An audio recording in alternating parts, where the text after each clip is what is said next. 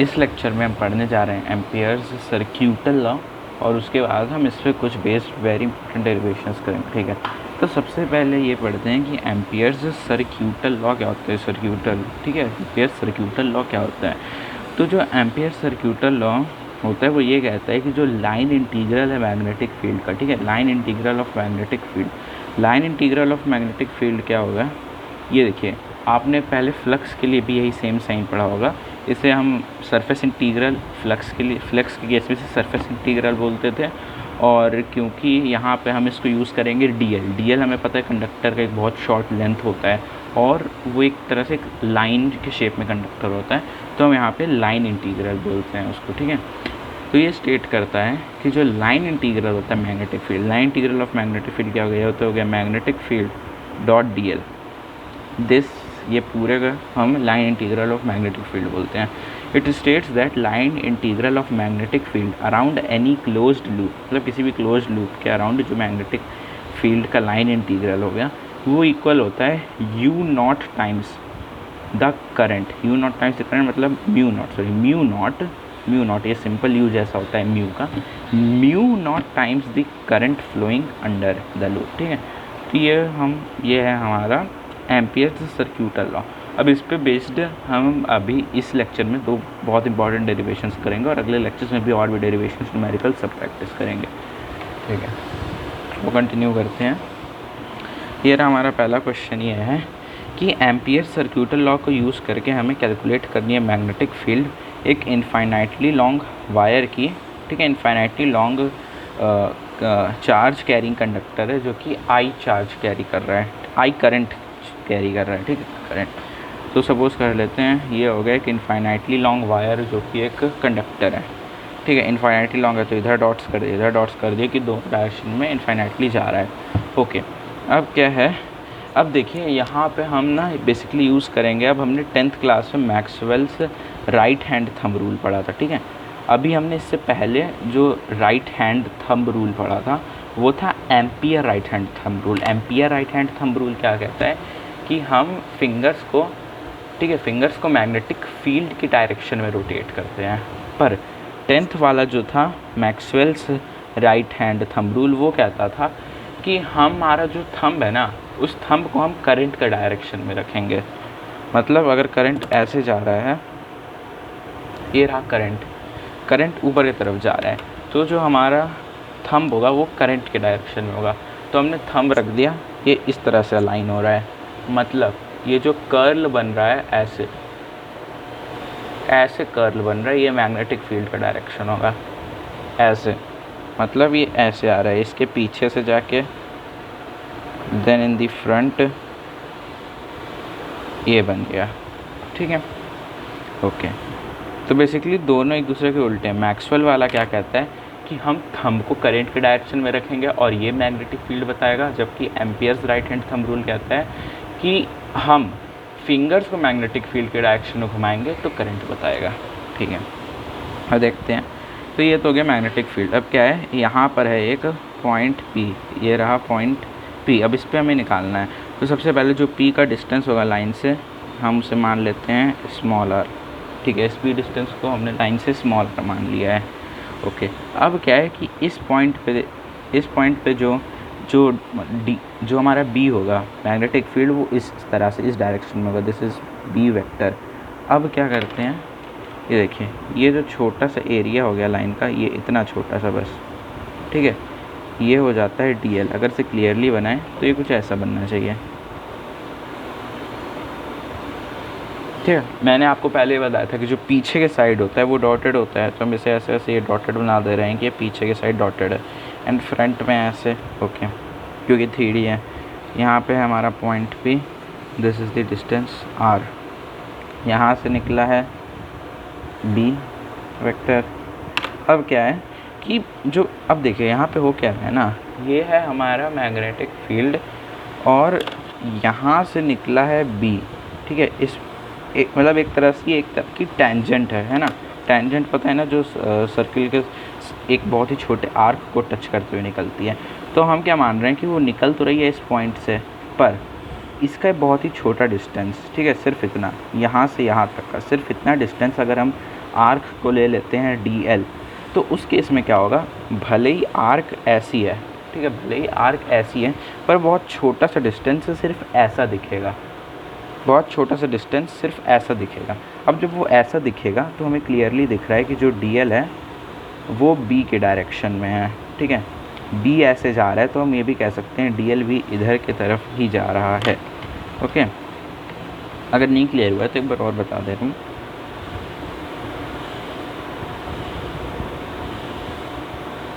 ठीक, यहाँ पे ले लेते हैं पॉइंट P। ओके, अब क्या है, अभी क्या करते हैं ना, थोड़ा कलरफुल यूज़ कर लेते हैं। यहाँ से जा रहा है ऐसे B इस डायरेक्शन में। अब क्या है, अगर क्लियरली देखें तो ये जो B जा रहा है, ये जो B जा रहा है ये इस आर्क को टच करते हुए जा रहा है। और अगर हम जब हम एकदम एक छोटे से डिस्टेंस की बात करें, सिर्फ यहाँ से यहाँ तक की बात करें, तो हम ये कह सकते हैं कि ये जो डिस्टेंस है दिस इज़ DL, ठीक है। जो DL है उसका भी डायरेक्शन फिर हमें यही दिखेगा DL का, तो वेक्टर B और वेक्टर DL का डायरेक्शन हो चुका है सेम। अब हम इसको आगे डिराइव करते हैं, ठीक है। तब हम लिखते हैं according to Ampere's circuital law, आप इसे पूरा लिखिएगा, according to Ampere circuital law. यहाँ पे हम क्या लिखेंगे कि ये हमारा surface integral B dot DL dot product है ये, it is equals to mu naught I, ठीक है। अब हम इसको थोड़ा एक्सपैंड करें तो क्या लिख सकते हैं, सरफेस इंटीग्रल B DL और कॉस थीटा आता है। अब देखिए ये क्योंकि ये दोनों सेम डायरेक्शन में ही जा रहे हैं एक तरह से, तो that will be cos 0 degree, okay, and cos 0 degree कितना होता है 1, तो ये BDL रह जाएगा, ठीक है। लाइन इंटीग्रल, शायद मैंने गलती से सरफेस इंटीग्रल बोल दिया होगा पहले, पर दिस इज़ लाइन इंटीग्रल इस केस में। Line integral BDL equals to mu naught I, ठीक है। अब इसके आगे देखें, आगे इसको ऐसे लिखा जाता है B and line integral of DL, क्योंकि जो लाइन इंटीग्रल है ये सिर्फ DL का है, B तो ऑलरेडी एक फुल्ली इंटीग्रेटेड वैल्यू है, तो हम ऐसे ना लिखते हैं, इस स्टेप को सीधे सीधे लिख लेते हैं BDL cos 0 डिग्री, ठीक है। Line integral BDL cos 0 degree equals to mu naught I, B बाहर चला गया, line integral of DL equals to mu naught I। अब क्या है, अब सपोज कर लेते हैं कि ये जो कंडक्टर का लूप है इसका टोटल लेंथ L है, DL is a very small length, DL is very small length. जब हम बहुत छोटी लेंथ को इंटीग्रेट करते हैं तो एक पूरी की पूरी जो लेंथ है वो आ जाती है, तो L आ जाएगी। और L कितना हुआ है, तो ये सर्किल, तो इसका सर्कमफ्रेंस हो गया 2πr, then B 2πr equals to mu naught I, ठीक है, म्यू नॉट I हो गया। अब यहाँ से हम सीधे सीधे B निकाल सकते हैं, यहाँ से जो B है मैग्नेटिक फील्ड आ जाएगा mu naught I upon 2πr, ठीक है। तो ये हो चुकी है हमारी पहली डेरिवेशन कंप्लीट। अब हम दूसरी डेरिवेशन को करते हैं, ठीक है। दूसरी डेरिवेशन एक काफ़ी इंपॉर्टेंट डेरिवेशन है, ओके। इसमें क्या है कि क्वेश्चन है व्हाट इज़ अ सोलेनॉइड, ये भी आपने 10th क्लास में पढ़ा हुआ है।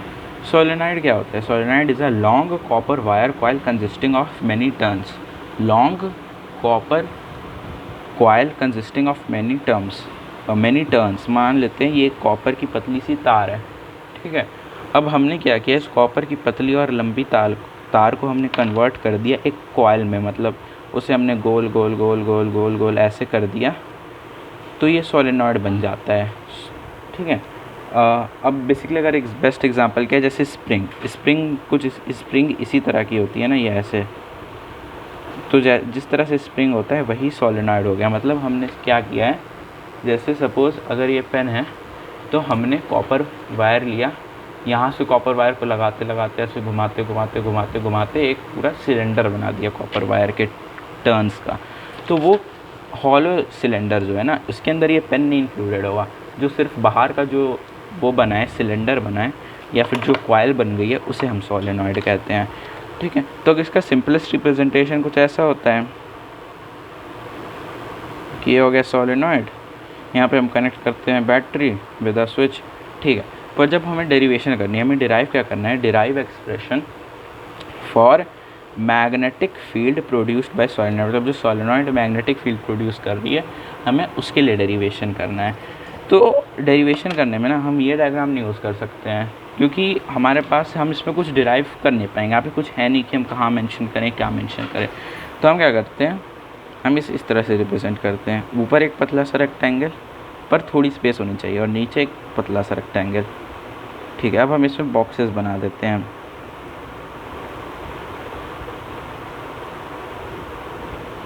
ठीक है, हमने इसमें बॉक्सेस बना दिए। ऊपर वाले बॉक्सेस के अंदर हम डॉट लगाते हैं, ऊपर वाले बॉक्सेस में मैंने डॉट्स लगा दिए, नीचे वाले बॉक्सेस में हमने क्रॉस लगा दिया। ठीक है, अब हो क्या रहा है यहाँ पे, ठीक है, ये दोनों मिला के सोलेनॉइड के जो टर्न्स होते हैं उन्हें रिप्रेजेंट कर रहे हैं। ठीक है, जो बॉक्सेस हैं ये रिप्रेजेंट कर रहे हैं टर्न्स, मतलब अगर मान लेते हैं 1 2 3 4 5 6 7 8 9 बॉक्सेस हैं, फॉर एग्जांपल 9 बॉक्सेस हैं, मतलब हमारे पास 9 टर्न्स हैं, ऐसे 1 टर्न 2 टर्न 3 4 5 6 7 8 9, इस तरह के 9 टर्न्स का सोलेनॉइड। ठीक है, तो बॉक्सेस तो पता चल गया क्या है। अब हम देखते हैं डॉट और एक्स का क्या मतलब है। जो डॉट है वो बता रहा है कि करंट ऊपर आ रहा है, ठीक है, करंट इज़ कमिंग अप, और एक्स बता रहा है current is going down. Dot बता रहा है कि करंट, देखिए जैसे अगर सोलेनॉइड को देखें, सोलेनॉइड कुछ इस तरह से होता है ना, अगर देखें यहाँ से कॉइल आ रही है ऐसे जा रही है, फिर कॉइल आ रही है ऐसे जा रही है, कॉइल आ रही है ऐसे जा रही है। तो जब इस जगह से वो बाहर निकल रही है, अगर हम उसको एक 3D सरफेस को 2D सरफेस पर रख दें तो क्या हो रहा है, कॉइल तो 3D है, तो हमें दिखेगा कि ये पेपर, मान लें ये पेपर है, ठीक है, दिस इज़ पेपर। यहाँ से ऐसे कॉइल ऊपर आ रही है, फिर ऐसे नीचे जा रही है, फिर ऐसे ऊपर आ रही है, फिर ऐसे नीचे जा रही है। तो क्या हो रहा है, जब ये ऊपर आ रही है ना तो करंट ऐसे आ रहा होता है ऊपर, मतलब तो वही है कि यहाँ से करंट बाहर निकल रहा है ना, तो ये करंट इज़ कमिंग, ठीक है, करंट इज़ कमिंग अप। और ये वाला जो साइड है, जो नीचे वाला, यहाँ से करंट पीछे नीचे की तरफ जा रहा है, तो current is going down, x का मतलब हो गया। ठीक है, अब हम क्या करते हैं, अब इन्हें ऐसे कनेक्ट कर देते हैं। ठीक है, अब इसके बाद हमें क्या करना है, इसके अंदर जो मैग्नेटिक फील्ड होती है हम उसे ऐसे रिप्रेजेंट करते हैं, this is magnetic field B. Okay, अब क्या है, हम एक लूप बनाते हैं, PQRS नाम की लूप हम मान लेते हैं। इस सरफेस पे हमने एक लूप ले लिया, ये सिंपल ऐसे लूप स्क्वायर शेप की लूप होती है, PQRS। This loop is of square shape. ठीक है, ये एक स्क्वायर शेप का लूप है, मतलब अगर एक साइड L है तो इसके सारे के सारे साइड्स L के ही बराबर होंगे। ठीक है, ओके, तो ये सारे के सारे साइड्स L के बराबर हो गए। अब हम फाइनली लगाते हैं according to Ampere circuital law, according to Ampere circuital law. तो एम्पियर सर्क्यूटल लॉ क्या कहता है, line integral of B dot DL it is equal to mu naught times of I। Times of I को हम ऐसे भी लिख सकते हैं, टोटल करंट थ्रू लूप। अब क्योंकि I क्या होता है, टोटल करंट ही हुआ ना I, पर यहाँ पे लूप्स हैं तो हम लिख देते हैं total current through loop.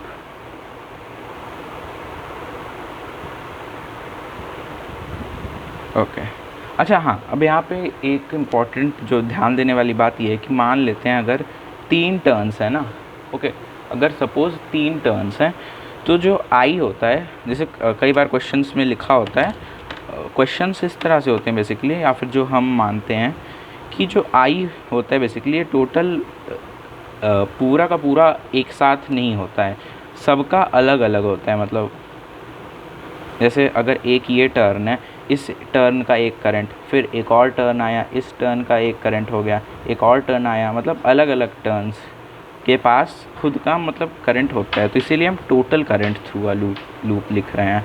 Okay, total current through a loop का मतलब कि हर टर्न में करंट होता है। तो ये टर्न है इसमें आई, दूसरा टर्न है इसमें भी आई, तीसरा टर्न है इसमें भी आई, तो इसलिए हम लिखते हैं total current through loop. Okay, अच्छा हाँ, ये ध्यान देने वाली बात है कि इसमें मैंने काफ़ी सारी थोड़ी गंदगी सी मचा दी है, तो आप लोग अगर इसके नोट्स बना रहे हैं तो आपको लिखना क्या है, यहाँ तक तो आपको ये लिखना ही है। ओके, फिर आपको ये डायग्राम बनाना है एंड ये तो भाई ऑब्वियस बात है, तुम्हारा मेन डेरिवेशन का डायग्राम है, ये बनाना है और यहाँ से जो लिख रहा हूँ वो लिखना है, बाकी जो साइड्स पे उसे ध्यान मत दीजिए। ओके, तो line integral of B D L equals to mu naught times of total current through the loop. Okay, इसे हम मान लेते हैं इक्वेशन 1। अब क्या है, अब हम देखते हैं कि जो सरफेस इंटीग्रल सरफेस इंटीग्रल नहीं, लाइन इंटीग्रल, जो line integral B D L होगा this will be equal to, अब देखिए हमारे पास ना यहाँ पे 4 लाइंस अगर आप देखें लूप में तो 1 2 3 4 लाइंस हैं, तो इन चारों के चारों लाइंस का जो मैग्नेटिक फील्ड या फिर जो टोटल इंटीग्रल है उसके बराबर होगा। तो हम लिखते हैं लाइन इंटीग्रल ऑफ, सबसे पहले P टू Q, अब P से Q में magnetic field will be B dot D L plus line integral Q to R B dot D L plus line integral R to S B dot D L plus line integral B dot D L. अच्छा, ये line integral कौन सा है, S to P। Okay, ठीक है, अब इसे आगे देखते हैं कि सबके अलग अलग वैल्यूज़ क्या होंगे। ये जो B डॉट डी एल है पी क्यू के लिए, ठीक है, पी क्यू के लिए अगर हम देखें तो P से Q क्या है, P से Q ये है, this is P to Q। Okay, this is P to Q, और जो हमारा मैग्नेटिक फील्ड है वो B ऐसे जा रहा है, दोनों सेम डायरेक्शन में, दोनों सेम डायरेक्शन है, तो दोनों सेम डायरेक्शन में तो उनके बीच का थीटा 0 हो जाएगा। तो हम इसे ऐसे लिख सकते हैं सबसे पहले वाले के लिए P Q B D L cos 0 degree plus, ठीक है।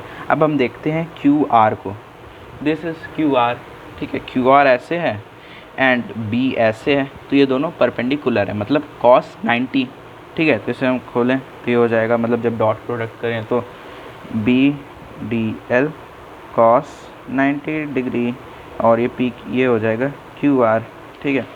अब मेरे पास थोड़ी स्पेस की कमी है तो 2 चीज़ें और ऐड होंगी ना, मैं उन्हें अगले पेज पे लिख दे रहा हूँ, प्लस अब इस बार लाइन इंटीग्रल था हमारे पास आर एस का। ओके, अब जब हम आर एस को देखें, R S is like this. अब बहुत सिंपल सी बात है, बहुत बस हल्की सी लॉजिकल सी बात है, आर एस इधर की तरफ है, आर टू एस इधर की तरफ है और बी इधर की तरफ है, दोनों उल्टी डायरेक्शन में है।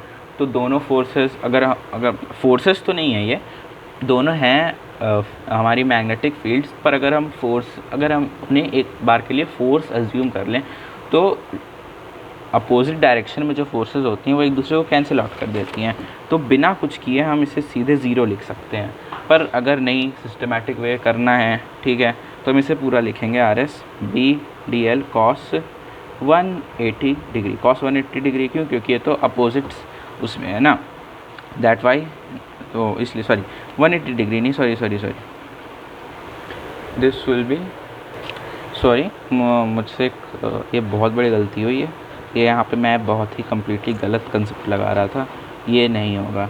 जो तीसरा वाला था ना सरफेस इंटीग्रल आर एस, यार लाइन इंटीग्रल आर एस के लिए ये 0 इस कंसेप्ट पे नहीं होगा, क्यों ये 0 ऐसे होगा, उल्टे डायरेक्शन वाला कंसेप्ट यहाँ पे गलत है।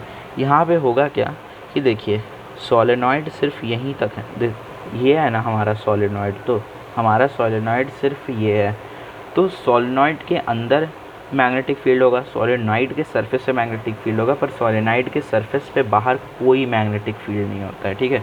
सोलेनॉइड के सरफेस के बाहर कोई मैग्नेटिक फील्ड नहीं होता, तो हम बाहर लिख सकते हैं B इक्वल्स टू 0, सर, ठीक है, सरफेस के बाहर there is no magnetic field. अब क्या था, ये जो सरफेस इंटीग्रल आर एस वाला हिस्सा था, आर एस का लूप देखें, R S this is outside, इसलिए ये 0 होगा, ठीक है, इसलिए 0 होगा, आई एम सॉरी।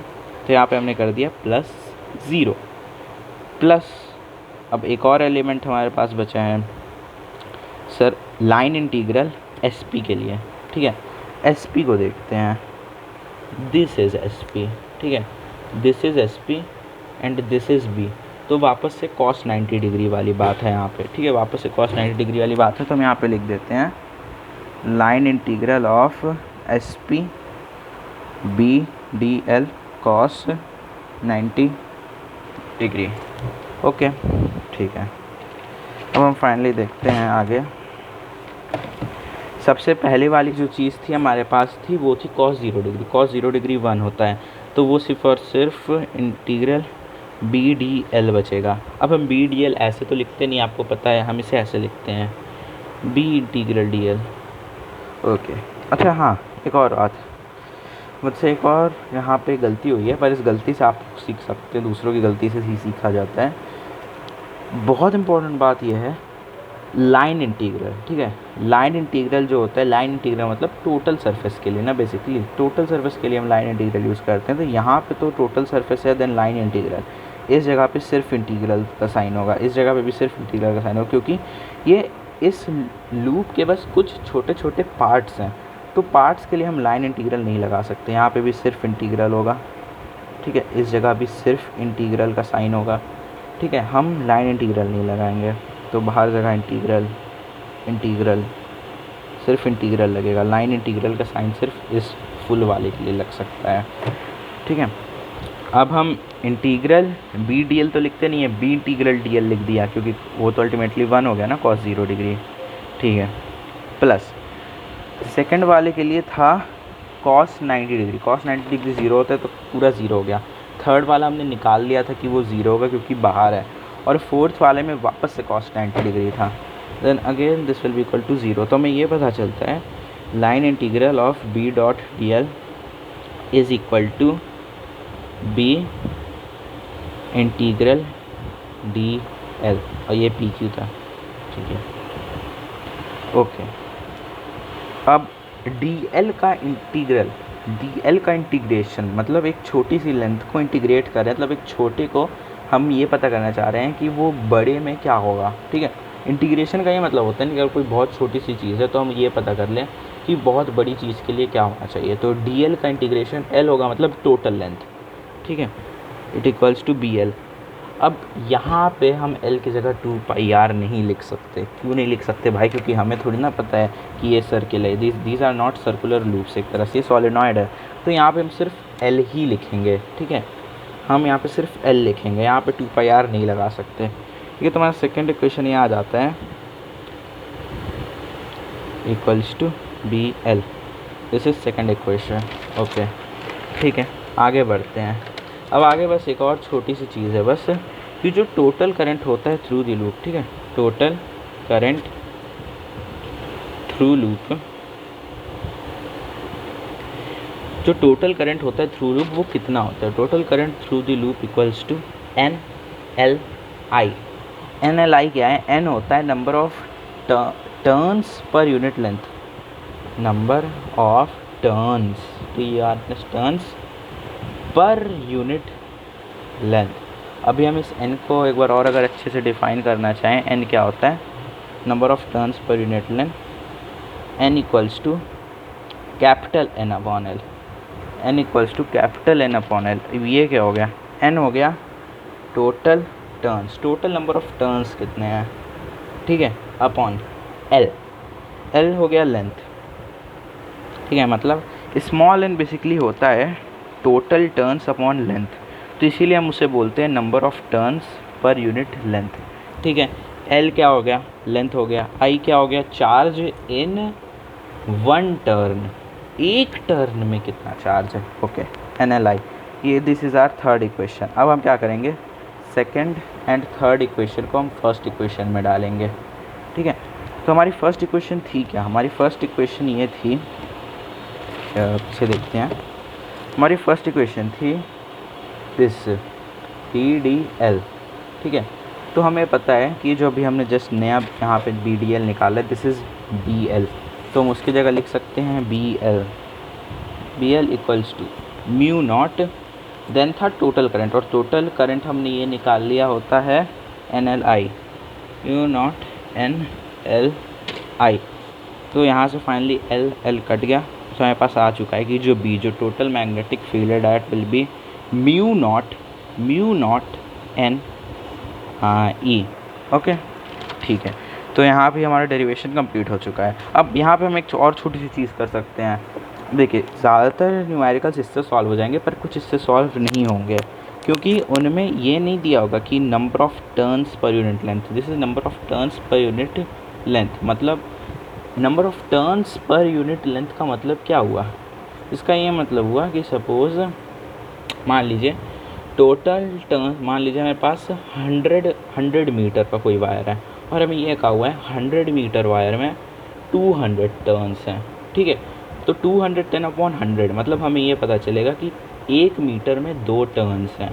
तो ये जो 2 टर्न्स है this is small N, and ये जो 200 था दिस वॉज कैपिटल एन, ठीक है। तो 200 capital N was total turn, मतलब टोटल कितने टर्न्स हैं, and small N is total number of turns divided by total length. तो अब हम क्या करते हैं, एन इक्वल्स, हम इसको ना इधर भी डाल देते हैं, तो हमारे पास एक और इक्वेशन आ जाती है, v equals to mu naught capital N upon L I, this is also correct. तो हम इन दो इक्वेशंस का यूज़ करेंगे न्यूमेरिकल्स करने के लिए। तो आज की क्लास इस लेक्चर में सिर्फ इतना ही था। अगले लेक्चर में हम बेसिकली देखेंगे टोरॉइड क्या होता है, ठीक है। अब एक छोटी सी बात आपको बता ही देता हूँ जाते जाते, जो सोलेनॉइड होता है ना, जब हम सोलेनॉइड को एक एंड के दूसरे नेट से कनेक्ट कर देते हैं रिंग के शेप में, मतलब जब हमने एक सोलेनॉइड को बेंड करके रिंग जैसा बना दिया, दैट इज़ कॉल्ड टोरॉइड। उसकी डेरिवेशन प्लस न्यूमेरिकल्स हम अगले लेक्चर में करेंगे। तब के लिए बाय बाय।